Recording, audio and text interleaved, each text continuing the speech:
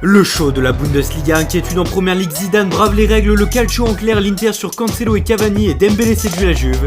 C'est parti pour le journal Bendifoot du 25 mai. Et on commence en Allemagne avec de la Bundesliga. Deuxième week-end depuis la reprise la semaine dernière et déjà beaucoup de spectacles, 32 buts en 9 matchs. Le Hertha Berlin a parfaitement ouvert le bal dans le derby face à l'Union en s'imposant 4-0 vendredi soir. Succès aussi net du Bayern Munich, samedi contre Francfort. Une démonstration 5-2 durant le Topspiel d'une 27e journée également marquée par la belle performance de Leverkusen. Grâce à un doublé de la pépite Kai Havertz, le Bayern a corrigé le Borussia Mönchengladbach sur le score de 3-1. En haut de tableau, toujours Dortmund est resté efficace et s'est imposé 2-0 sans trembler à Wolfsburg avec des buts signés par ses latéraux Raphaël Guerreiro et Achraf Hakimi. Après-midi plus prolifique pour Leipzig, probablement vexé par son nul à Fribourg la semaine dernière. Une manita 5-0 affligée à Mayence grâce au triplé de Monsieur Timo Werner. Au classement, le Bayern garde logiquement la tête des opérations avec 61 points, 4 longueurs devant le BVB et 7 devant Leipzig. Avec 53 unités, Leverkusen 4ème devance d'un point Gladbach, pendant que Düsseldorf est barragiste et que le Werder Bremen et Paderborn ferment la marche. On file en Angleterre où la reprise n'a pas encore trouvé de véritable date, mais comme l'indique le Daily Mail, le gouvernement a donné son feu vert à un retour des entraînements avec contact. La phase 2 du projet Restart est en marche, celle-ci sera votée par les clubs mercredi. La Première Ligue espère une avancée pour pouvoir reprendre le 12 ou le 19 juin. En attendant, certains joueurs sont plus inquiets que d'autres. Après Raheem Sterling, Danny Rose et Troy Deeney, voici Andros Townsend qui fait part de ses peurs aux tabloïds. Le joueur de Crystal Palace n'est pas inquiet à propos du retour de la compétition, mais du comportement de nombreux joueurs du championnat, comme le rapporte le Daily Express. Pour l'attaque anglais, le projet Restart pourrait totalement dérailler si certains footballeurs venaient à ne pas respecter les règles de sécurité comme Alexandre Lacazette, Serge Aurier ou encore Kyle Walker l'ont déjà fait. Hier, un nouveau cas de positivité au coronavirus a été détecté à Bournemouth, 48 heures après les deux derniers de samedi. Le bilan est aujourd'hui porté à 8 infectés. Direction l'Espagne, mais toujours à propos du non-respect des règles sanitaires. D'après Sport, Zinedine Zidane aurait bravé l'interdiction de se déplacer dans la communauté de Madrid durant la phase 0 active jusqu'à hier. L'entraîneur du Real Madrid se serait rendu 2 fois la semaine dernière dans sa résidence secondaire, sans être pris en photo. Le Français aurait été repéré par ses voisins, mais a donc évité 2 amendes de 1 500 € en raison de son déplacement non professionnel. À Séville, l'infraction a en revanche été photographiée. En effet, comme l'évoque Marca ce matin, Lucas Ocampos, Ever Banega, Luc de Jong et Franco Basquez se sont permis un déjeuner extérieur avec leurs femmes et leurs amis.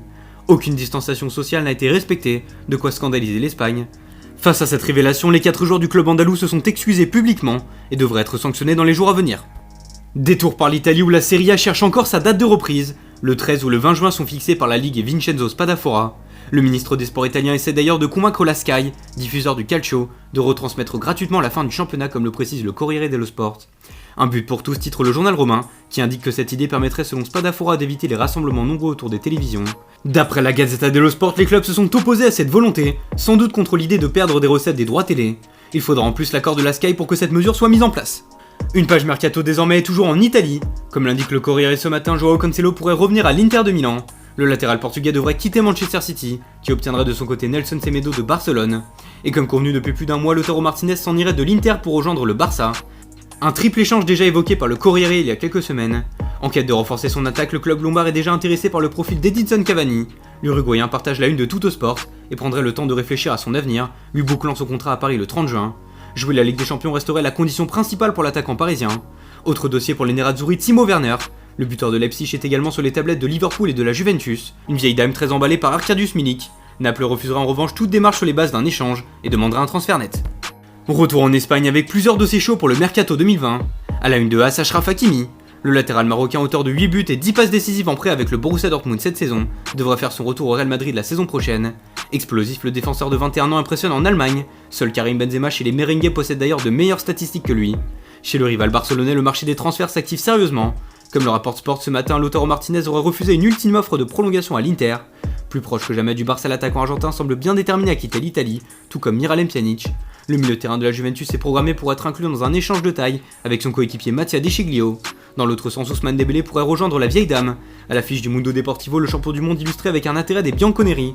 Mais souvent touché par des blessures à répétition et auteur de performances souvent moyennes, l'ancien Rennais pourrait être prêté 1 an avec une option d'achat. Selon le quotidien catalan, le PSG et Arsenal sont également intéressés par l'ambidextre français. Et puis pour finir, un mot sur Ibrahima Diallo. La sentinelle de Brest est dans le viseur des 2 clubs de Séville, comme le rappelle Estadio Deportivo. D'après l'équipe, le jeune tricolore de 21 ans coûtera entre 10 et 15 millions d'euros. Merci à tous de nous avoir suivis, n'hésitez pas à vous abonner, à commenter, à liker la vidéo. Et rendez-vous demain pour un nouveau journal Made in Foot.